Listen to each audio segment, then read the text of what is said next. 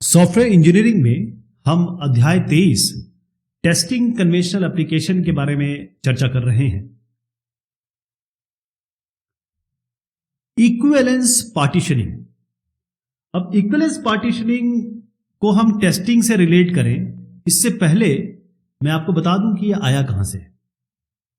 Mathematics में कोई भी रिलेशन, अगर उसमें जो वैल्यूज हैं, एक रिलेशन हमने बना लिया और उसके अंदर जो वैल्यूज हैं अगर वो रिफ्लेक्सिव हैं, आपस में रिलेटेड है, सिमेट्रिक है, अगर ए बी से रिलेटेड है तो बी भी ए से रिलेटेड है, ट्रांजिटिव ए बी से रिलेटेड है और बी सी से रिलेटेड है तो ए बी सी से रिलेटेड होगा। अगर ये रिफ्लेक्सिव, सिमेट्रिक, ट्रांजिटिव है तब आप ये कहेंगे कि ये इक्विवेलेंस रिलेशन हो गया। क्या हो गया? ये इक्विवेलेंस रिलेशन हो गया। अब इसमें क्या करेंगे, अगर हम मान लीजिए इसको दो भाग में डिवाइड कर देते हैं या फिर ये कहें इसका एक सबसेट बना देते हैं। इसका एक सबसेट बना लिया, ये दो ले लिया इसमें, तो इसको हम कहने लगेंगे इक्विवेलेंस क्लास। तो ध्यान रखिए, इक्विवेलेंस पार्टीशनिंग जो होती है वो एक ब्लैक बॉक्स टेस्टिंग की तकनीक है। इसमें जो इनपुट डोमेन है उसको हम अलग अलग भाग में डिवाइड कर देते हैं। जो अलग अलग भाग में डिवाइड करेंगे वो आपका अपने आप में इक्विवेलेंस क्लास होगी। क्या होगी? इक्विवेलेंस क्लास होगी। अब इसका फायदा क्या है? अब मान लीजिए यहां पर तमाम वैल्यूज होती, इसके पास भी तमाम वैल्यू होती, तो हर एक इनपुट डोमेन के लिए आपको टेस्ट केस बनाना होता। लेकिन फायदा यह हो गया कि अगर ये इक्विवेलेंस क्लास है तो जो ये एरर निकालेगा वो यही एरर निकालेगा, वो ये भी यही एरर निकालेगा। तो इतने सारों को आप एक टेस्ट केस बना सकते हैं, यानी कि बहुत सारे टेस्ट। इसके लिए भी इतना सब करने की जगह आप एक उठा लीजिए और टेस्ट केस बना दीजिए। तो test case design equivalence partitioning equivalence classes से आई है। इक्विवेलेंस क्लास इक्विवेलेंस रिलेशनशिप से बनता है और इक्विवेलेंस रिलेशनशिप सिमेट्रिक, ट्रांजिटिव और रिफ्लेक्सिव होना चाहिए। एग्जाम्पल पे जाएं, इससे पहले मैं आपको बता दूं कि इक्विवेलेंस क्लास में आपके वैलिड इनपुट भी होंगे, इनवैलिड इनपुट भी होंगे, या गलत या सही दोनों इनपुट हम देंगे। इनपुट कंडीशन क्या क्या हो सकती है? एक स्पेसिफिक नंबर होगा, न्यूमेरिक वैल्यू होगी, या कुछ रेंज होगी एक मिनिमम से मैक्सिमम तक की, या फिर कुछ ऐसी वैल्यूज होंगी जो आपस में रिलेटेड हो, या फिर बुलियन कंडीशन आ सकती है, सही, गलत, ट्रू, फॉल्स। इसके लिए हमारे पास कुछ नियम है। इसके लिए इक्विवेलेंस क्लास बनाना है, वो क्या नियम है बहुत ध्यान से देखिएगा। अगर इनपुट कंडीशन एक रेंज बता रही है, मैं इसके बारे में बात कर रहा हूं, तो आप क्या करेंगे? इसके लिए आप लेंगे एक वैलिड और दो इनवैलिड, एक वैलिड और दो इनवैलिड इक्विवेलेंस क्लास बनाएंगे। अगर आपकी कोई स्पेसिफिक वैल्यू है, ये वाली बात कर रहा हूं, तो यहां पर भी आप एक वैलिड और दो इनवैलिड बनाएंगे। अभी मैं बताऊंगा कैसे करते हैं उसको। अगर आपके पास ये है सेट ऑफ इंटररिलेटेड वैल्यूज या मेंबर ऑफ अ सेट हो गया ये, तो आप क्या करेंगे? यहां पर इसके लिए आप केवल एक वैलिड बनाएंगे और एक इनवैलिड क्लास बनाएंगे। बुलियन कंडीशन है ट्रू फॉल्स वाली, तो इसके लिए आप एक वैलिड और एक ही इनवैलिड क्लास बनाएंगे। ठीक, क्लियर हो गया? अब आप देखिए हम इसको करेंगे कैसे, एग्जांपल लेके चलते हैं। यहां पर आइए। ओके, अब यहां देखिए कि आपकी कुछ वैल्यूज हैं, ज्यादा बेहतर रहेगा पहले मैं इसको समझाऊं। ओटीपी तो आजकल आप सब समझते हैं, मोबाइल पे आता है और ईमेल पे आता है, वो वेरिफिकेशन के लिए होता है। अब यहां पर आपको कह दिया गया मस्ट इंक्लूड 6 डिजिट, 6 डिजिट होने चाहिए। तो अगर किसी ने इसमें 6 डिजिट दे दिया तो वो तो वैलिड हो गया, 6 डिजिट दे दिया ये वैलिड हो गया। तो आपको वैलिड जो क्लास बनानी है उसमें आपको ये वैलिड वैल्यू रखनी है। ये जो वैलिड क्लास बता रहा हूं ना मैं आपको, उसमें ये रखनी। फिर आपको इनवैलिड क्लास बनानी होगी। तब इनवैलिड क्लास में क्या करेंगे आप क्या करेंगे? ऐसी वैल्यू रखेंगे जो 6 डिजिट ना हो सकता है 7 हो, क्योंकि दो इनवैलिड क्लासेस बनानी है, तो एक तो आप 7 की बना लेंगे, 6 तो वैलिड हो गया, वो आप बना चुके हैं। अब आप बनाएंगे 5 की। ये देखिए इसमें लेस देन 5, लेस देन 6, तो लेस देन 6 में आप 5 पे भी जा सकते हैं, 4 पे भी जा सकते हैं। तो एक बनाएंगे आप डिजिट लेस देन 5, 5 से कम। एक डिजिट जो बनाएंगे वो आप 7 से ज्यादा बना लेंगे, 6 के लिए आप 2 बनाएंगे। तो यहां पर 6 के लिए अगर आप देखेंगे कि कौन कौन सी वैलिड हो सकती हैं, क्योंकि यहां पर आपको मैं जो बता रहा हूं इनवैलिड वैलिड दोनों बनाने हैं, ठीक है। तो इसके लिए आप क्या करिए, एक और यहां पर एग्जांपल ले लेते हैं। जैसे आपका 1 इनवैलिड 2 इनवैलिड बनाना है, तो अब मान लीजिए आपका 6 से लेकर 10 तक ये वैलिड पार्टीशन है, तो इसके पहले जाइए 0 से 5 एक क्लास बना लीजिए, ये आपकी इनवैलिड हो गई। और 10 के बाद 11 से लेकर 14 बना लीजिए, तो ये आपकी 2 इनवैलिड क्लासेस बन गई और ये आपकी वैलिड क्लासेस बन गई। अब फायदा क्या है इसका? फायदा ये है कि इसके बीच में कोई भी एक वैल्यू उठाइए, चेक कर लीजिए वैलिडिटी के लिए।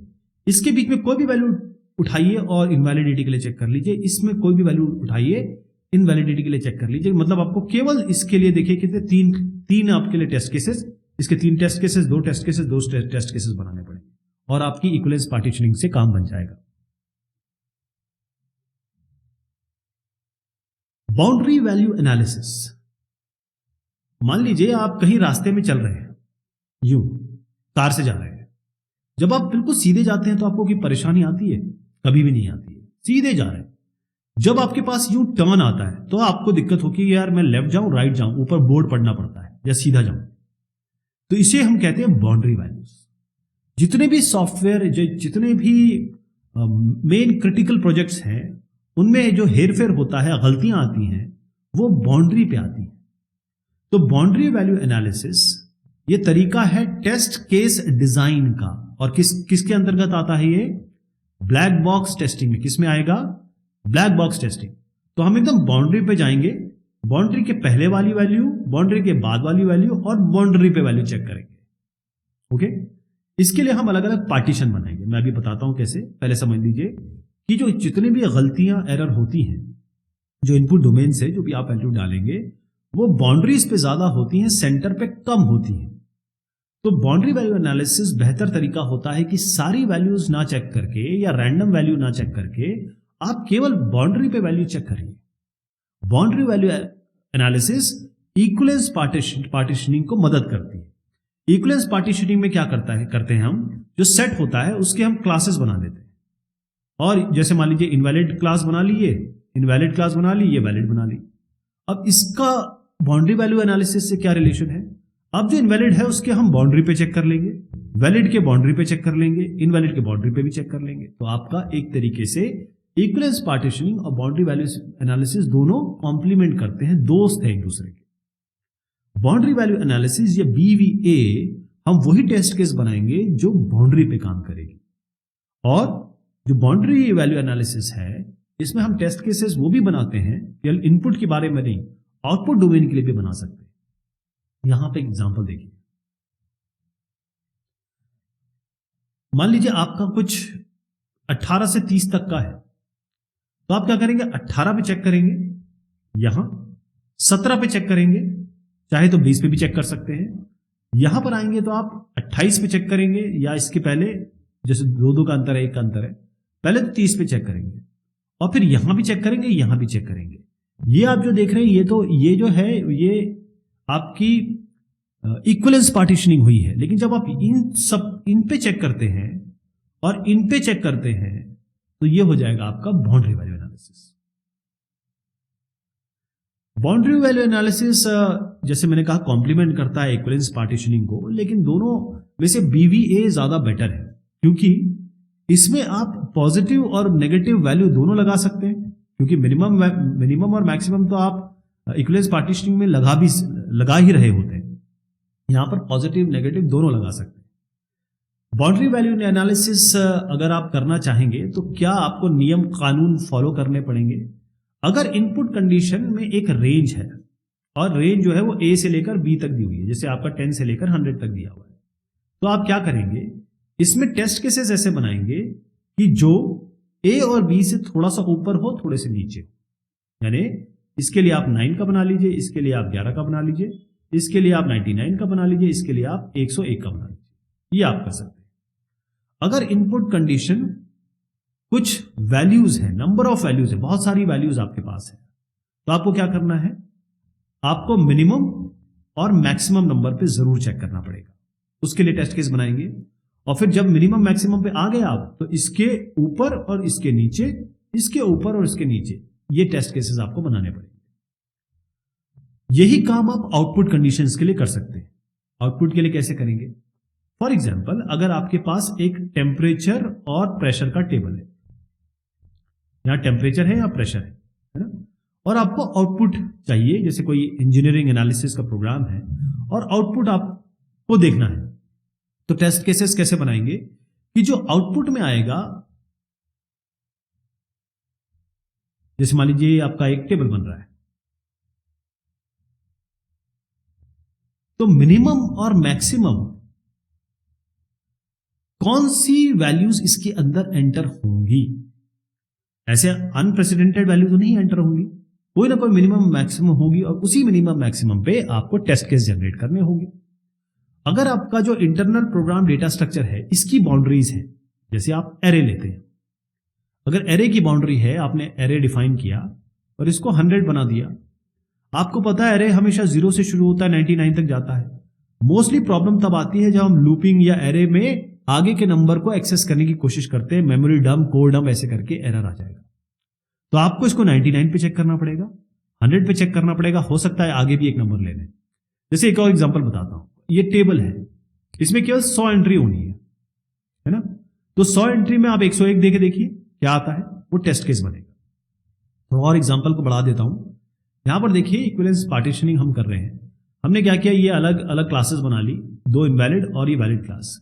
इसमें हम नेगेटिव वैल्यू भी दे पा रहे हैं इसमें, है ना।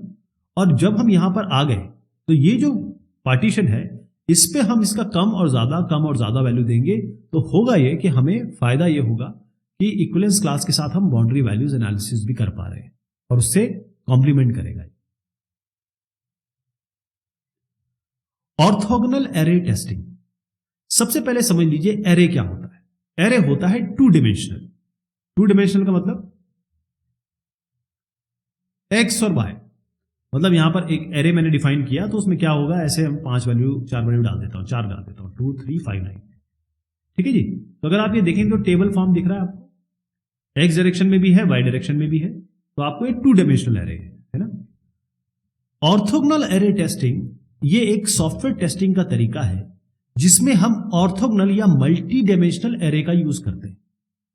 जब हमारे पास एक से ज्यादा कंडीशन किसी एक वेरिएबल की आ जाती है या एक वेरिएबल एक से ज्यादा वैल्यू ले लेता है और ऐसे तमाम वेरिएबल है, तब तो हम इस तरीके से नहीं कर पाएंगे, तो उसके लिए हम ऑर्थोगोनल एरे टेस्टिंग करेंगे। यह सॉफ्टवेयर टेस्टिंग का तरीका है जिसमें हम ऑर्थोगोनल एरेज यूज करेंगे ताकि हम टेस्ट केसेस बना सकें।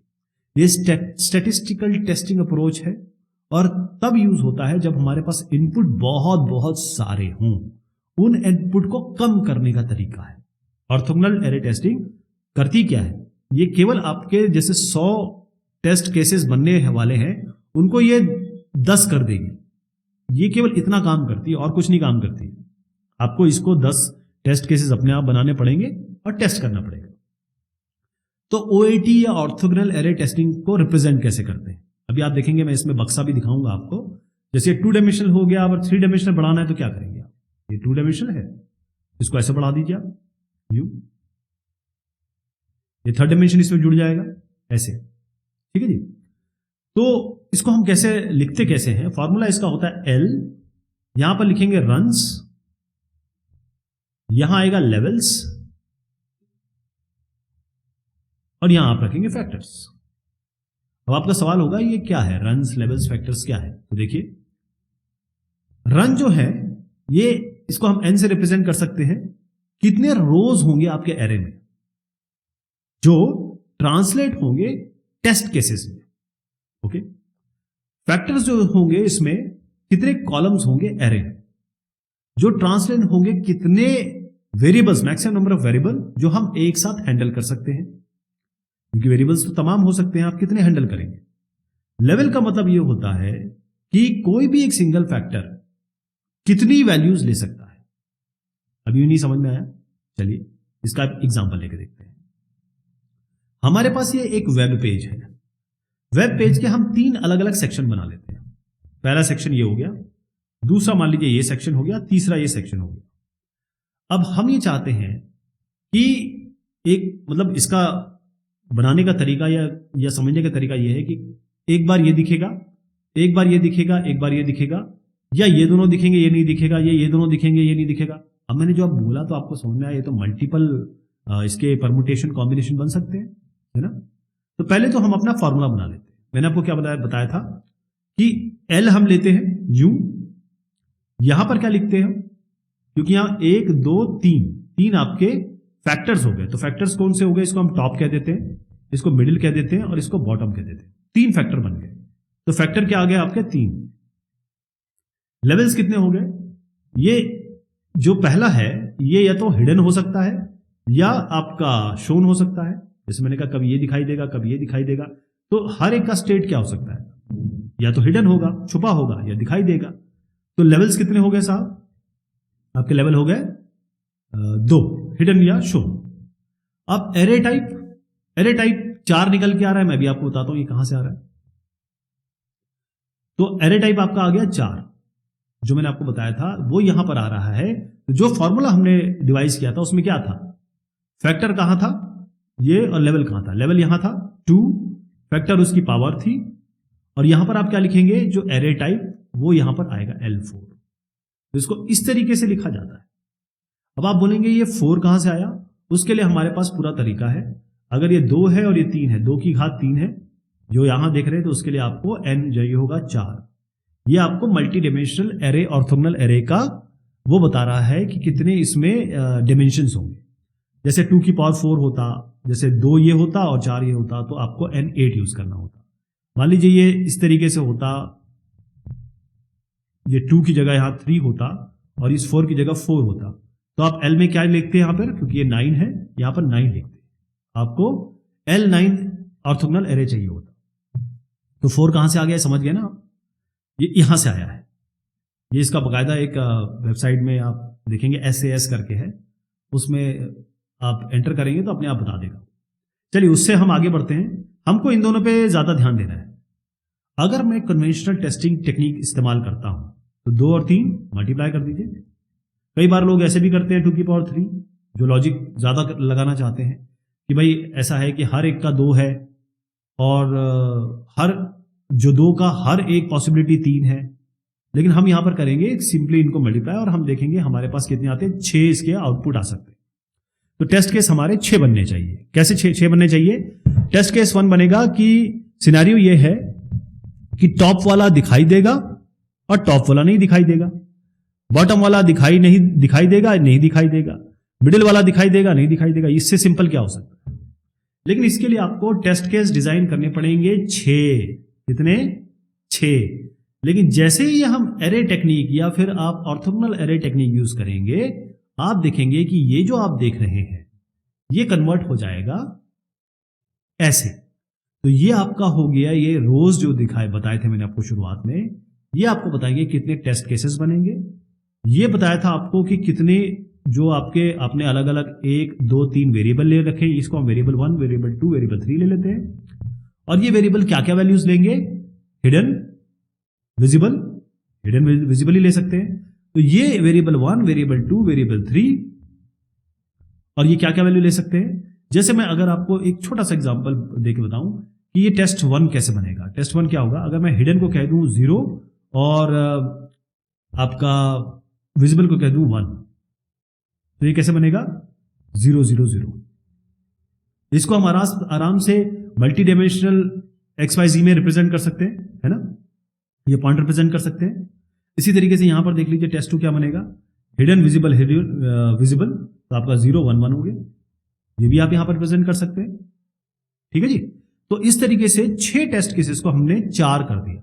लेकिन जब ये 6 का 60 हो जाएगा या 6000 हो जाएगा, तो आप देखेंगे इस 6000 को आप आराम से 20 या 30 टेस्ट केसेस में डिफाइन कर सकते हैं। यही फायदा है ऑर्थोगोनल एरे टेस्टिंग का। तो ऑर्थोगोनल एरे टेस्टिंग में जो अगर आपकी इनपुट वैल्यूज हैं जब वो बढ़ जाती हैं, या कहें नंबर ऑफ वेरिएबल्स बढ़ जाते हैं, और हर एक वेरिएबल बहुत सारे अलग अलग डिस्क्रीट वैल्यू ले सकता है, तो एग्जॉस्टिव टेस्टिंग तो नहीं हो पाएगी। जैसे मैंने कहा कि भाई एक वैल्यू है वेरिएबल A, ये B, ये C, A ले सकता है 0 1 2, B ले सकता है 0 1 2, C ले सकता है 0 1 2। यहां तक तो ठीक है, बना देंगे भाई। जब ABCD आप Z तक पहुंच गए फिर क्या करेंगे? एक प्रोग्राम में तो बहुत सारे ऐसे वैल्यूज हो सकती है और ये आप ये कहेंगे ना ना ना ना A तो आप आपका 3 भी लेगा, आप बोलेंगे B 5 तक लेगा, तब क्या करेंगे? तो ऑर्थोगोनल एरे टेस्टिंग ये तब हम बनाते हैं जब इनपुट डोमेन बहुत ज्यादा होता है और एग्जॉस्टिव टेस्टिंग पॉसिबल नहीं है। तो ऑर्थोगोनल एरे टेस्टिंग जो होती है, या OAT, ये रीजन फॉल्ट निकालती है। कहने का मतलब लॉजिक में गलती है कि आपने क्या, जब ये A सही है या A 0 है और B 1 है और C 3 है तब चेक किया, इसी को हम फॉल्टी लॉजिक कहते हैं। उस पर्टिकुलर लॉजिक पे एरर आ रहा है। तो आप क्या करिए, एग्जांपल के तहत समझिए। हमारे पास एक सिस्टम है जिसमें X, Y, Z 3 input items है, इनको वेरिएबल भी समझ लीजिए। अब कितने पॉसिबल टेस्ट केसेस होते हैं? बहुत आसान है, ये 3 है और हर एक वैल्यू जो है 3 वैल्यू ले सकता है, तो 3 की घात 3 27 हो गए, है ना? इतने टेस्ट केसेस बन सकते हैं। अगर इसका ज्योमेट्रिक व्यू देखिए आप यहां पर इसमें, तो आपको क्या करें, आप क्या करेंगे कि X को यहां 3 है, Y यहां, Z यहां, और इसकी पॉसिबल वैल्यू 1 2 3 1 2 3 1 2 3 ये हो गया। तो इसका मतलब ये है कि आपको ये अगर इस तरीके से 3 तक है तब तो चलो 27 पॉसिबल केसेस। लेकिन अगर मैं इसको किसी तरीके से L9 ऑर्थोगोनल एरे में कन्वर्ट कर सकूं और यहां पर इसको इक्वली डिस्ट्रीब्यूट कर दूं और फिर टेस्ट केसेस को यूज करूं, तो टेस्ट केसेस कम हो जाएंगे, क्योंकि ये जो ऑर्थोगोनल एरे है या L9 हो L4 हो, इस तरीके की बैलेंसिंग प्रॉपर्टी होती है। यहां पर आप देखेंगे जो टेस्ट केसेस हैं वो ये डार्क जो दिख रहे हैं, 1 2 3 4 5 6, केवल 6 से काम बन जाएगा अपना, इतने करने की जरूरत ही नहीं है। अगर इसका एग्जांपल लेने की कोशिश करें तो मान लीजिए एक फैक्स मशीन है और उसमें कुछ आप फैक्स सेंड करना चाहते हैं। मान लीजिए आपके पास 4 पैरामीटर है, 4 पैरामीटर या वेरिएबल है, P1 P2 P3 P4, और ये सेंड फंक्शन, जैसे सेंड फंक्शन है, इसमें पैरामीटर आ रहे हैं P1 P2 P3 P4, सबकी अलग अलग वैल्यूज हो सकती हैं। जैसे एग्जांपल ले लीजिए, P1 क्या क्या ले सकता है, वो सारे के सारे वही लेंगे। P1 ये ले सकता है 1, इसकी वैल्यू हो सकती है 1 का मतलब अभी भेज दीजिए। इसकी वैल्यू हो सकती है 2, 1 घंटे बाद भेजिए। इसकी वैल्यू हो सकती है 3, आधी रात के बाद भेजिए। अगर हम 1 इनपुट एट अ टाइम की स्ट्रेटेजी यूज करें तो ये सीक्वेंस क्या बनेगा? अब देखिए, ये जो मैंने बनाया है इसमें केवल एक बार चेक होगा, एक चीज चेक होगी। अब देखिए इसमें अंतर क्या है, केवल 2 का अंतर है। इसमें अंतर क्या है आपका, 2 और 3 का अंतर है। हर एक में केवल एक ही का वेरिएशन दिखाई देगा, ये इसमें 3 और 2 का अंतर है, बाकी 1 1 1 1 1 1 है। तो 1 input at a time strategy है, ये केवल आपने एक बार में दिखाई है, बट ये केवल सिंगल मोड फॉल्ट पता करेगी। मतलब अगर किसी इनमें से एक में एरर है तब पता कर पाएंगे। हमको तो ये पता करना है इनके कॉम्बिनेशन में एरर क्या है ना? यहां तक हम देखें तो भाई 3 की घात 4, ये 4 है, 3 ऑप्शन ले सकते हैं 3 की घात 4, क्योंकि 4 वेरिएबल है, हर का ऑप्शन 3 है, तो आप कहेंगे 81 बहुत बड़ा है, लेकिन मैनेज कर सकते हैं। लेकिन और बड़ा हो जाएगा तो कैसे मैनेज करेंगे? उसके लिए कोई ना कोई तो तकनीक लगानी पड़ेगी।